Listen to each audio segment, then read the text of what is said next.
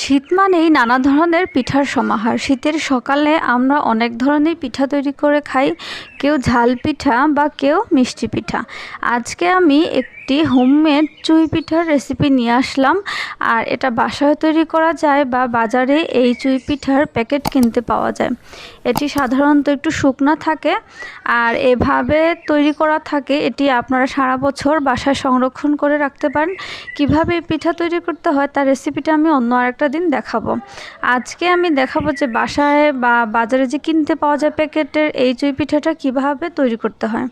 প্রথমে একটি কড়াইতে নিয়ে এই চুই পিঠাটা ভালো করে একটু ভেজে নেব আর অনবরত নাড়তে হবে যেন নিচে পুড়া লেগে না যায়। এভাবে আস্তে আস্তে নেড়েচেড়ে আমি এই পিঠার কালারটাকে একটু সাদা থেকে ব্রাউনে নিয়ে আসবো। এই পিঠার কালারটা সাধারণত সাদা থাকে আর এটা ভেজে এভাবে হালকা সাদা আর একটু ব্রাউনের সংমিশ্রণে হয়ে যাবে এই চুই পিঠাটা ভাজা। এবার আমি এই চুই পিঠাকে রান্না করব। প্রথমে আমি এখানে প্রায় 1 লিটার পরিমাণ দুধ নিয়ে একটু ভালো করে জাল দিয়ে আলাদা করে রেখে দিব 1/2 লিটার, আর 1/2 লিটার দিয়ে আমি এই চুই পিঠাটা রেসিপি তৈরি করব। দিয়ে দেব তেজপাতা, 2টা এলাচ আর 1টা বা 2টা দারচিনি, যাতে এই পিঠার মধ্যে একটু ভালো ফ্লেভার আসে।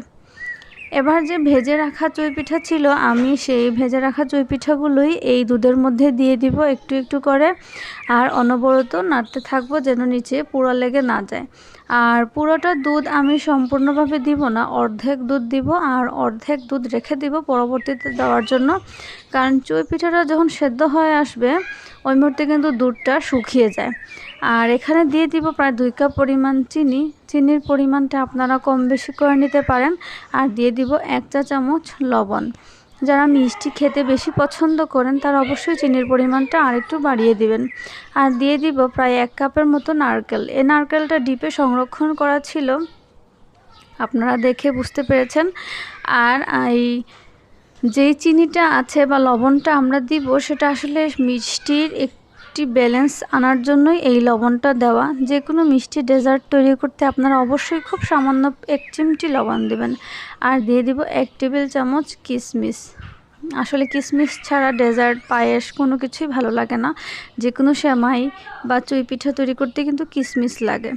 এবার আমি প্রথমেই একটু হাত দিয়ে দেখে নিব যে আসলে চুই পিঠাটা সেদ্ধ হয়েছে কিনা, কারণ যেহেতু এটা শুকনা ছিল আর একটু আমি তেলের মধ্যে ভেজে নিয়েছি, তাই এটা দেখব যে সেদ্ধ হয়েছে কিনা। যে দেখুন যে না, এখনও পর্যন্ত সেদ্ধ হয়নি, কিন্তু দুধটা কিন্তু শুকিয়ে গেছে। এটা সেদ্ধ হতে হতেই কিন্তু অনেকখানি পরিমাণ দুধ লাগে, আপনারা দেখেই বুঝতে পারতেছেন। এর পরবর্তী সময় আপনার অল্প অল্প করে দুধটা মিশিয়ে নেবেন, তখন বুঝতে পারবেন যে দুধটা ঠিক কতটুকু পরিমাণ লেগেছে। আর একেবারে একটু দুধ রেখে দিবেন 1 কাপের মতো। পিঠাটা তৈরি হয়ে গেলে এই দুধটা দিবেন। দেখুন সিদ্ধ হয়ে গেছে চুই পিঠা আর তৈরি হয়ে গেল। এটি খেতে এত বেশি মজা, আপনারা দেখেই বুঝতে পারতেছেন। আর সামান্য পরিমাণ বাদাম দিয়ে কিন্তু আপনারা এই চুই পিঠাটা পরিবেশন করতে পারেন।